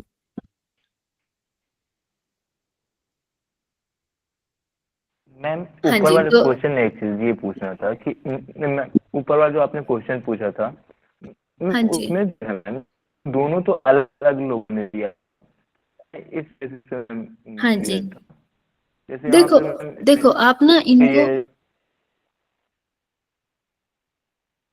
हाँ देखो सौरभ जी मैं आपको बताती हूँ, आप इसको ना उस तरीके से मत समझो कि वहां से ही आपको सेम मिलेंगे, वो आपको चेंज कर सकते हैं, वर्ड्स चेंज कर सकते हैं, लेकिन अगर आपका कॉन्सेप्ट क्लियर है कि आप कुछ चीज को, किसी चीज के बारे में जानकारी लेने के बाद आप उसको समझोगे, उसके बाद आप अप्लाई करोगे, तो पूरा का पूरा जो सीक्वेंस है वो बनेगा। अगर आप इस चीज को लेके क्लियर हो तो आप इसका आंसर दे पाओगे आराम से। लेकिन अगर आप ऐसे ही फंसे रहोगे कि नहीं, नॉलेज के बाद तो वहां पे कॉम्प्रिहेंशन दिया था, तो फिर आप ये गलत कर दोगे। ठीक है, ठीक है मैम, ठीक है तो जी। इस चीज को आपको ध्यान रखना है कि वर्ड्स पे जाना है, वर्ड्स पे फोकस करना है, अपनी कॉन्सेप्ट पे, कॉन्सेप्ट को अपने क्लियर रखना है। कॉन्सेप्ट क्लियर रहेगा आपका तो आप सारे आंसर्स जितने भी अपने हमने अब तक क्वेश्चंस करे हैं उनको आसानी से कर लोगे। ठीक है, जी मैम, जी मैम। हाँ जी। नेक्स्ट हम करते हैं, which level of teaching uses higher level of cognitive abilities as specified Bloom taxonomy?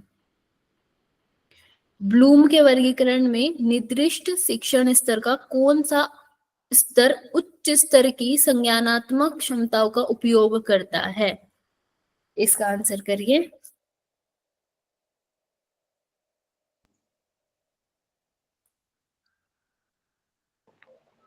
Higher level of cognitive abilities कौन बताता है? हम रिफ्लेक्टिव लेवल। मैम ठीक है, विजय जी आप मैम, कुछ बोलना चाह रहे हो? मैम रिफ्लेक्टिव ही है। जी, परवीन जी, ओ सॉरी, ज्योति जी। मतलब हायर लेवल है तो वही होगा।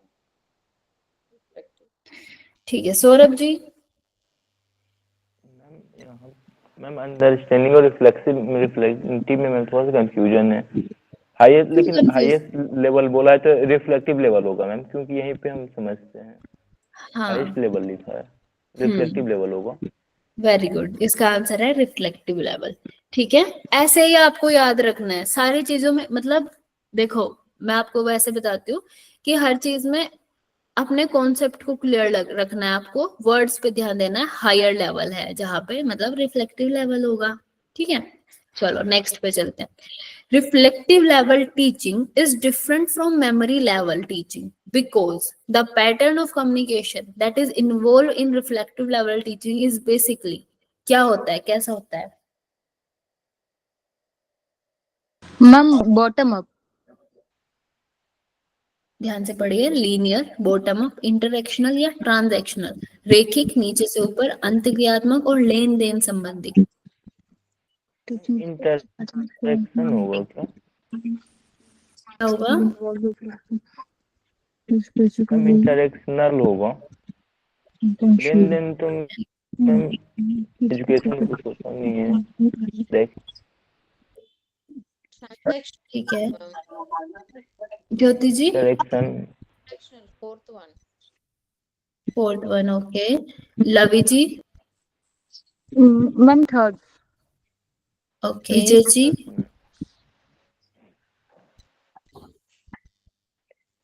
ओके, चलिए मैं आंसर कर देती हूँ। आंसर इज ट्रांजैक्शनल, जो ज्योति जी ने बताया। ज्योति जी आप मुझे बताओ, आपने इसको कैसे चूज करा?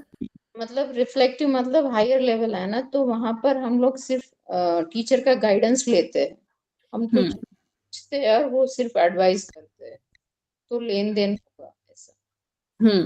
बिल्कुल, वेरी गुड। ठीक है, समझ में आया आप लोगों को ये? यस मैम आया। मैम मैं इस तरह का प्रश्न मैं एमपी सेट में ही पूछा है। अच्छा इसी तरह जी, का। अच्छा अच्छा, ठीक है। का है ना मैम, इसमें क्या नहीं होगा। क्या बोल रहे हो ज्योति जी? बॉटम अप जो है कम्युनिकेशन में आता है, इसमें नहीं होगा तो वो कट ही हो जाएगा। हाँ बिल्कुल बिल्कुल, बहुत बढ़िया। लवी जी, सौरभ जी, समझ में आया आप यस दोनों? जी मैम। मैम हाँ, लेन देन से थोड़ा सा मुझे कंफ्यूजन होगा, इसलिए मैंने ट्रांजेक्शनल नहीं लगा, देखो, इंटरसेक्शन लगाया।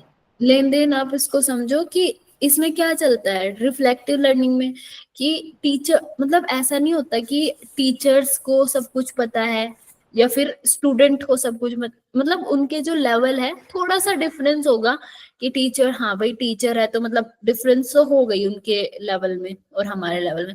लेकिन ऐसा भी नहीं होता कि हर एक टीचर को हर एक चीज की नॉलेज हो। कुछ चीजें वो स्टूडेंट से सीखते हैं, जैसे हम बोलते हैं ना कि टीचर्स भी एक स्टूडेंट ही है, अभी हम भी कुछ ना कुछ सीख ही रहे हैं, है ना। तो मतलब इस लेवल पे आके लेन देन वाली बात चलती है। कुछ स्टूडेंट सीखते हैं टीचर से और कुछ टीचर सीखते हैं स्टूडेंट से, ठीक है। तो ये है आपका ट्रांजेक्शनल।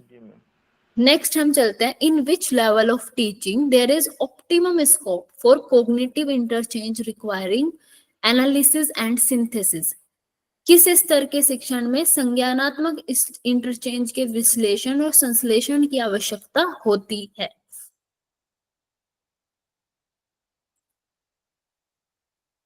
आंसर करिए। होगा मैम ये भी। हाँ जी, ठीक है। सौरभ जी आप बताओ।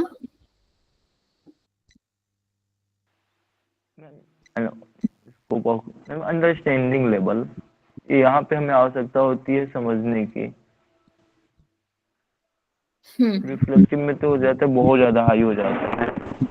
अंडरस्टैंडिंग लेवल, ठीक है, लवी जी इसका आंसर करो। मैम रिफ्लेक्टिव लेवल लग रहा है। हाँ, आंसर रिफ्लेक्टिव लेवल ही है, लेकिन सौरभ जी को समझाओ ये क्यों, अंडरस्टैंडिंग क्यों लग रहा है उनको? मैम एक तो इसमें एनालिसिस दिया है पहला, और फिर दिया है कॉग्निटिव इंटरचेंज, मतलब तो इससे ही ये रिफ्लेक्टिव ही होगा। ठीक है, ज्योति जी। यहाँ पर दो वर्ड्स है मैम, एक तो इंटरचेंज है मतलब लेन देन, और दूसरा एनालिसिस और सिंथेसिस। हाँ, तो उसके हिसाब से रिफ्लेक्टिव इंटरचेंज है ना, इंटर डिस्कशन नहीं है वो। हाँ, वेरी गुड। सौरभ जी समझे आप इसको? समझ गया जी मैम। जी मैम, मुझे लग रहा था लेकिन मैम कंफ्यूजन था, इसलिए मैंने अंडरस्टैंडिंग लेवल किया, क्योंकि यहाँ पीछे वाला क्वेश्चन हाईएस्ट लेवल था ना। देखो वर्ड्स अलग अलग मिलेंगे आपको, जैसे अभी हम ये क्वेश्चंस देख रहे हैं ऐसे नहीं मिलने का कुछ भी, है ना। अब जब आप एग्जाम दोगे तो वहां पर नहीं मिलने का सेम कुछ भी, लेकिन वही जब ये अभी हम वापस बात कर रहे हैं, कॉन्सेप्ट क्लियर करो अपना, है ना। जी मैम। चलो नेक्स्ट पे हम चलते हैं। हाँ मैम, ये ऑटोनॉमस तो है ही नहीं ना, किसी भी नहीं ऑप्शन नहीं नहीं, ये नहीं है। मतलब कोई भी क्वेश्चन है तो ये ऑप्शन होगा ही नहीं। हाँ जी, ये बस फंसाने के लिए दिया हुआ है। नेक्स्ट हम देखते हैं, during teaching when a teacher use process questions which of the following type will have dominance. जब भी शिक्षण के दौरान जब शिक्षक प्रक्रिया प्रश्नों का उपयोग करता है तो निम्न में से किस तरह के क्वेश्चन सबसे ज्यादा मिलते हैं देखने को? इसका क्वेश्चन ये देखिए आप और इसका आंसर करिए।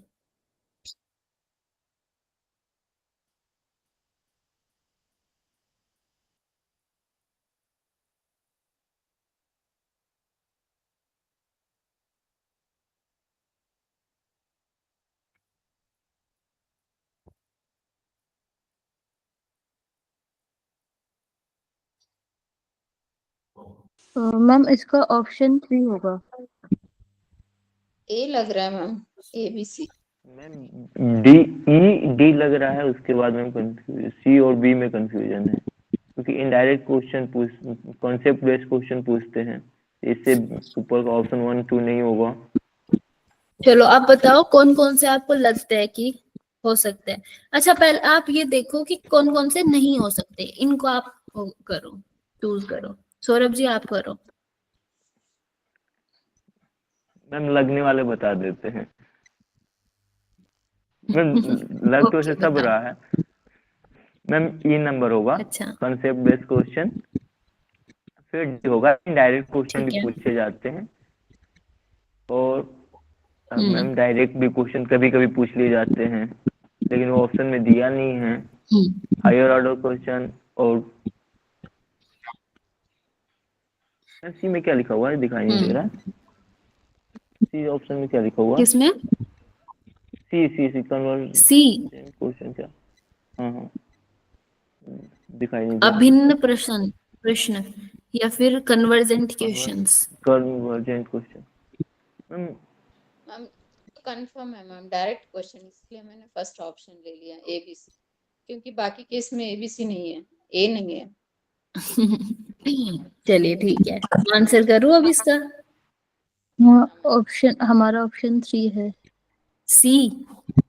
हाँ, option 3, C, D and E। ठीक है, अब ये किसी ने भी सही नहीं दिया, तो इसका आंसर है 4, B, D and E। जी मैम।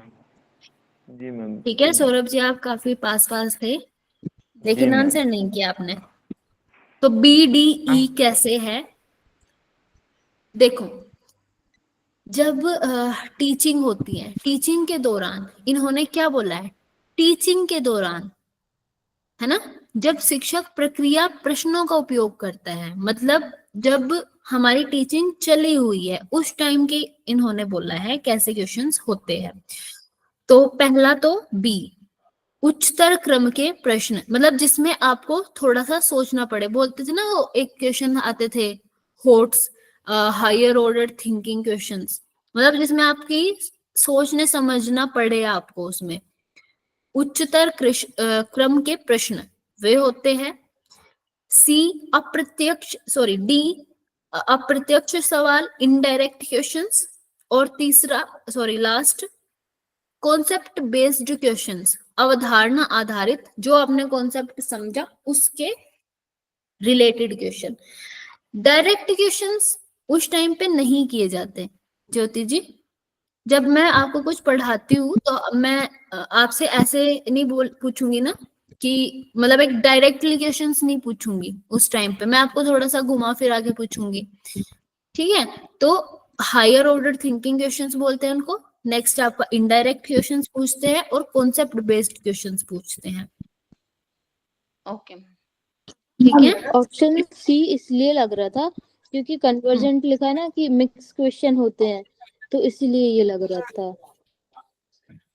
क्या कन्वर्जेंट क्या समझ रहे हो आप मैम उससे? कन्वर्जेंट मतलब वो एक मिक्स होता है ना, अच्छा घुमा फिरा के बोला लेकिन मतलब एक ही होता है उसका। अच्छा अच्छा अच्छा, ओके हाँ, ओके। इसीलिए।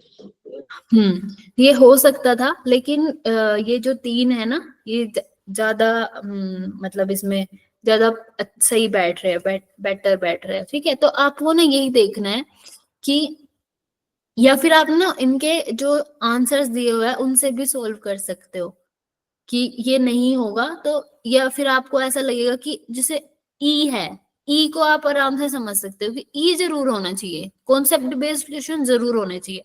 अब आप इनमें से देखो कि किस किस में ई है, जैसे इसमें है, ठीक है, इसमें भी है। फिर अब आप इसके बाद आगे का देखो कि और कौन सा हो सकता है और कौन सा नहीं हो सकता। इस तरह से आप क्वेश्चंस को जब करोगे, ऐसे वाले क्वेश्चंस को, तब आपके आंसर्स इनको सही मिलेंगे। ठीक है, इनको इस तरह से आपको याद रखना है कि आप इनको चेक करो कि कौन सा नहीं हो सकता, पहले उनको हटाओ कि वो नहीं हो सकता, या फिर एक ऐसा सोचो कि वो तो जरूर ही होगा, जैसे कंसेप्ट बेस्ड जरूर ही होता, तो फर्स्ट और सेकंड तो हट गया। अब आपको बहुत इजी हो जाएगा इन 2 में से ढूंढना।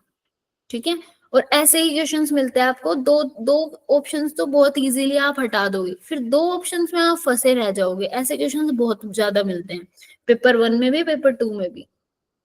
तो ऐसे में ही हमें अपना ज्यादा से ज्यादा यूज करना है उस टाइम माइंड, तब आप उनको कर पाओगे। चलो नेक्स्ट क्वेश्चन पे चलते हैं। The entry of new media has made online learning, कैसी बना दी उन्होंने, शिक्षण को कैसा बना दिया नए मीडिया के प्रवेश ने? Ma'am option 2।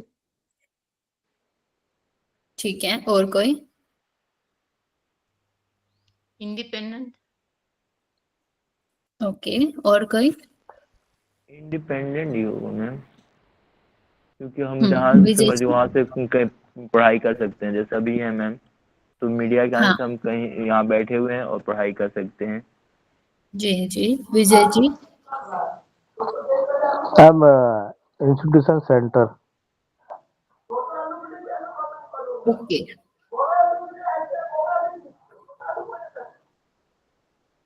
चलिए मैं इसका आंसर कर देती हूँ। तो answer 4 is right answer, independent. Online जो लर्निंग है वो इंडिपेंडेंट हो गई है न्यू मीडिया के आने से। ठीक है, अब देखो डिपेंडेंट ऑन पर्सनल सोर्सेज, ये भी हो सकता है जैसे आपने बताया लवी जी। और इंस्टीट्यूशन सेंट्रिक, ये तो नहीं, ये तो नहीं होगा। इंस्टीट्यूशन सेंट्रिक तो नहीं हुए हम नए मीडिया की वजह से। अब तो हम बल्कि और ज्यादा, मतलब इंस्टीट्यूशन सेंट्रिक क्या है कि आप किसी एक संस्था में जाके पढ़ रहे हो, इसी एक इंस्टीट्यूशन में जाके पढ़ाई कर रहे हो। नहीं, इस अभी तो क्या हो गया, हम अगर हम वीडियोस भी देखते हैं, अगर हम किसी को फॉलो भी कर रहे हैं किसी एक एग्जाम के लिए, तो हम बहुत सारे अलग अलग इंस्टीट्यूशन से पढ़ाई करने की कोशिश करते हैं। कि जैसे जैसे आप इसका एग्जाम्पल हो गया कि टीचिंग, कोई और टीचर अच्छा पढ़ा रहा है यूट्यूब में, आप सोचोगे कि मैं वहां से पढ़ लेता हूँ। या फिर आप किसी और सब्जेक्ट को, किसी को भी, मतलब आप इंस्टीट्यूशन सेंट्रिक तो नहीं होंगे। तो ये तो आंसर बिल्कुल गलत है। डिपेंडेंट ऑन पर्सनल सोर्सेज, ये ऐसा हो सकता है कि आप अपने खुद के मोबाइल्स पे, उन सब में आप डिपेंडेंट हो गए। लेकिन इसका जो राइट आंसर है वो है इंडिपेंडेंट, है ना। आप एकदम इंडिपेंडेंट हो गए, आप कहीं से भी जाके पढ़ सकते हो, कहीं पे भी जुड़ के पढ़ सकते हो। ठीक है, तो ये है आपका एंट्री ऑफ न्यू मीडिया का। ठीक है, समझ में आया लवी जी? Yes ma'am. तो देखना है कि आंसर ज्यादा बेटर कौन सा बैठ रहा है इसमें, सही। ठीक है, नेक्स्ट हम चलते हैं। In which level of teaching there is optimum scope for cognitive interchange requiring analysis and synthesis. अच्छा, ये तो लास्ट वाला क्वेश्चन है ना? फिट हुआ मैम ये। हाँ जी, चलो नेक्स्ट पे हम चलते हैं फिर। हाँ, इसको आप लोग देखिए, इसको आप कैसे समझते हो, इसका आंसर करिए। मैम इसको साइड वाला हटा दीजिएगा मैम। इस हाँ जी, हाँ मैम, इसको कर दीजिए मैम।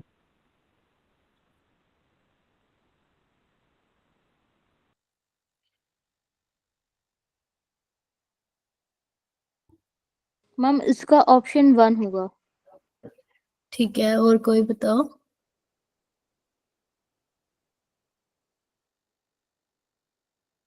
मैम ए का 4th होगा, यस मैम, ए में ही दिया हुआ है। बी का 3rd ही होगा।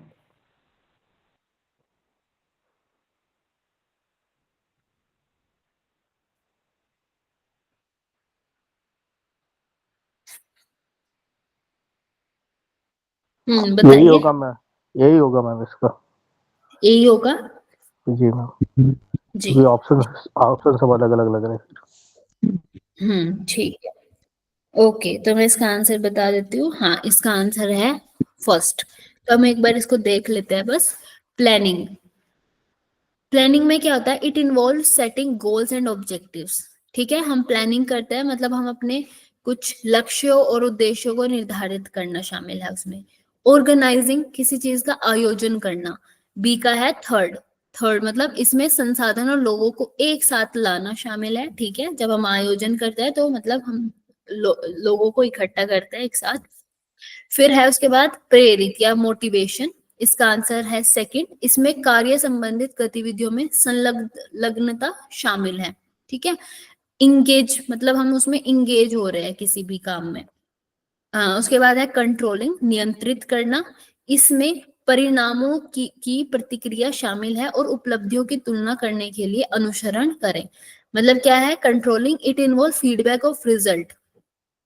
ठीक है, बाद में लास्ट में ये कंट्रोलिंग होता है कि हम कैसे किसी चीज को मतलब जो भी फीडबैक मिला है, जो भी रिजल्ट मिला है, हम उसको कैसे अपने पास रख सके, उसका कैसे अकॉम्प्लिश कर सके, अनुसरण कर सके। ठीक है, तो ये आपका, इसी से हम फर्स्ट और सेकंड से, अगर ये थर्ड और फोर्थ ऑप्शन भी सही नहीं आ रहे ना, समझ में नहीं आ रहे ना, तो आप योजना से ही बस लगा सकते हो। सेकंड फिर आपको दूसरा मिल जाएगा कि हम लोगों को इंगेज कर रहे हैं आयोजन में, तो इससे ही हम आंसर निकाल सकते हैं। ठीक है, तो एक दो से ही हमें पता चल जाएगा।